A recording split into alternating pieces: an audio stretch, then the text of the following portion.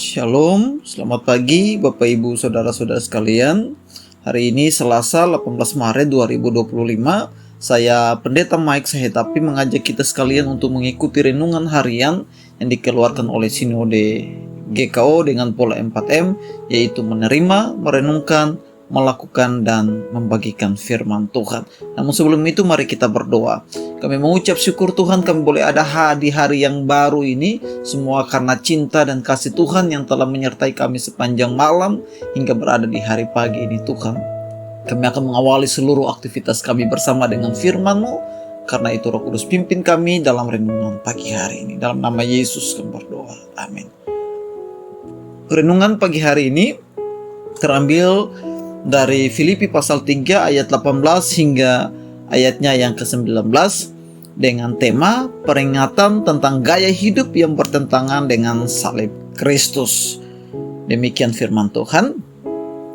Karena seperti yang telah kerap kali kukatakan kepadamu dan yang kunyatakan pula sekarang sambil menangis, banyak orang yang hidup sebagai setru salib Kristus. Kesudahan mereka ialah kebinasaan, Tuhan mereka ialah perut mereka, kemuliaan mereka ialah aib mereka, pikiran mereka semata-mata tertuju kepada perkara duniawi. Kita akan menggali dengan pertanyaan berikut ini. Gaya hidup seperti apakah yang bertentangan dengan salib Kristus itu? Dalam bacaan kita, dalam ayat ke-19 paling tidak kita akan menemukan 3 gaya hidup yang bertentangan dengan salib Kristus. Gaya hidup yang pertama, ayat 19 berkata, kesudahan mereka ialah kebinasaan, Tuhan mereka ialah perut mereka.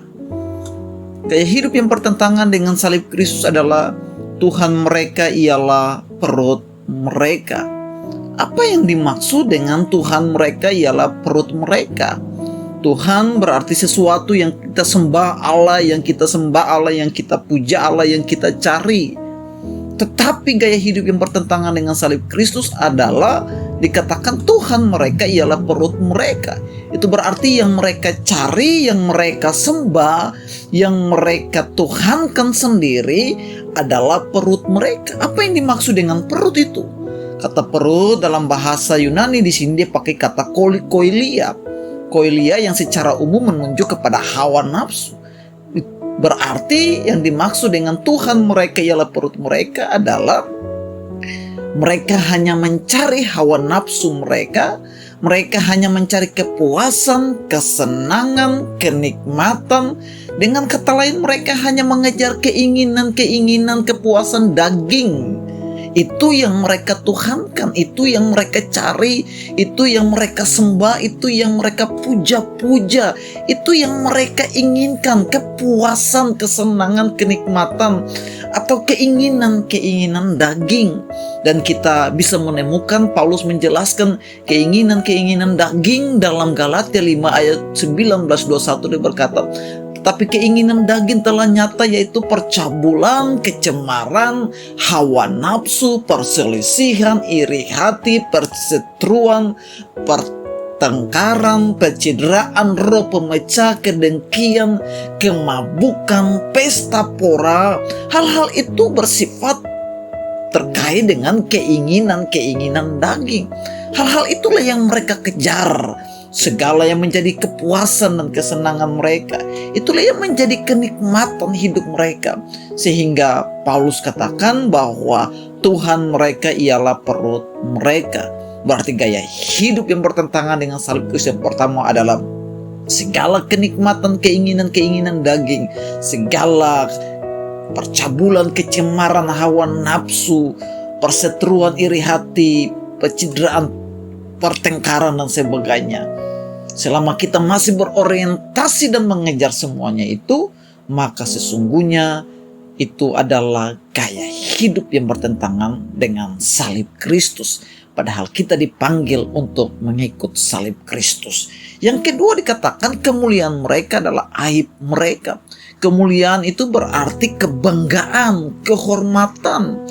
Dengan kata lain, Paulus katakan bahwa mereka sangat membanggakan nilai-nilai itu. Membanggakan nilai-nilai terkait dengan keinginan-keinginan, kepuasan, hawa nafsu, kenikmatan, kesenangan, keinginan-keinginan. Dan itulah mereka banggakan. Mereka merasa terhormat, mereka merasa itu menjadi kebanggaan, itu menjadi orang yang hebat.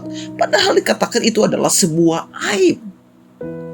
Dan yang ketiga, pikiran mereka tertuju pada perkara duniawi. Gaya hidup yang ketiga yang bertentangan dengan salib Kristus adalah pikiran yang tertuju dalam perkara duniawi. Dalam Kolose pasal 3, Paulus katakan bahwa pikirkanlah perkara-perkara yang di atas di mana Kristus ada. Nah, gaya hidup yang bertentangan dengan salib Kristus adalah orang-orang yang hanya berorientasi pikiran hanya kepada pikiran-pikiran duniawi. Jangan lupa, pikiran itu akan menentukan tindakan kita, dan tindakan akan menjadi sebuah gaya hidup atau kebiasaan kita.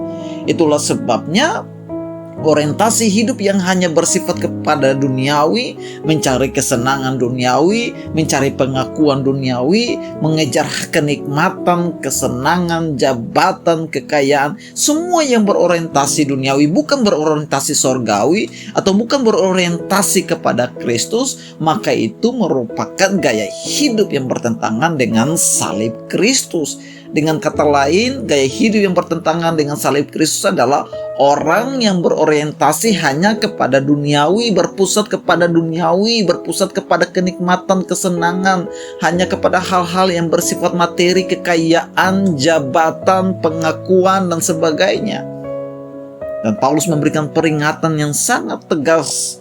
Ayat 19 berkata, kesudahan mereka ialah kebinasaan. Bapak Ibu kekasih Tuhan, mari kita perhatikan gaya hidup kita saat ini. Apakah gaya hidup kita hanya bersifat hawa nafsu, berorientasi kepada keinginan-keinginan daging?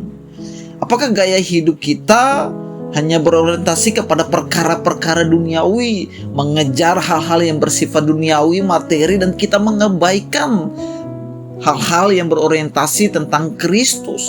Atau dengan kata lain, hidup kita hanya berpusat kepada diri dan kesenangan sendiri, berpusat kepada duniawi itu sendiri. Alkitab dengan tegas menyatakan bahwa kesudahan mereka ialah kebinasaan. Akhir dari gaya hidup yang demikian ialah kebinasaan. Dan ini menjadi peringatan kepada kita untuk mengevaluasi hidup kita kembali. Mari kita lihat gaya hidup kita. Gaya hidup seperti apakah kita berada saat kita lakukan hari ini?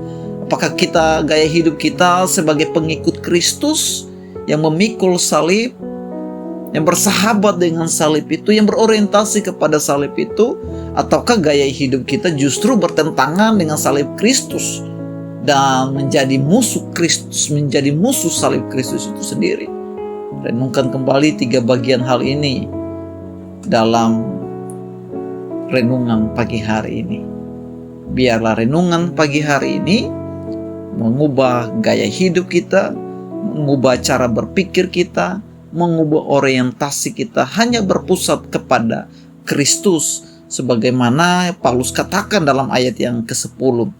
Yang ku kehendaki ialah mengenal Dia dan kuasa kebangkitannya dan persekutuan dalam penderitaannya, di mana aku menjadi serupa dengan Dia dalam kematiannya. Demikianlah firman Tuhan. Mari kita berdoa.